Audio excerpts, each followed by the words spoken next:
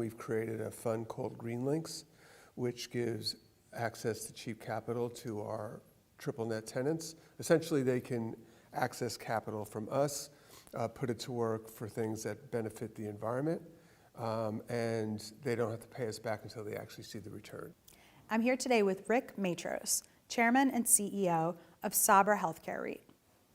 What are some of the ways that Sabra looks to diversify its portfolio within the healthcare sector? So the most recent sort of evolution in terms of diversification is with the behavioral space, addiction treatment. So we were the first REIT in it about 5+ years ago, and today it's 13 to 14% of our NOI. How does Sabra partner with its operators and tenants to provide better environmental stewardship in your properties, and why is that important?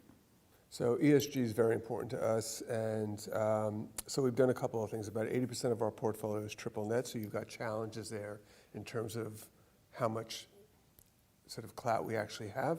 And so we've done a number of things. One, we've created a fund called Green Links, which gives access to cheap capital to our triple net tenants. Essentially, they can access capital from us, put it to work for things that benefit the environment, and they don't have to pay us back until they actually see the returns. So that's a relatively new program, but we're getting a really good response to it. With our managed portfolio on the senior housing side, it's a little bit different because we can work more directly and collaboratively with them.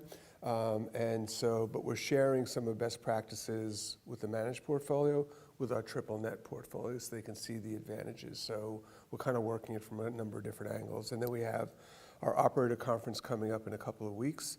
And a lot of the focus in the operator conference is going to be on tech and ESG and things like that. How would you describe the performance of the healthcare real estate sector at mid-year? I guess it depends on which asset class you're looking at. I think for senior housing, there's some tailwinds there. I think on skilled nursing, I think the overhang of the staffing mandate, that needs to get resolved. We think there'll be actually some positives there in terms of how the industry can work through that.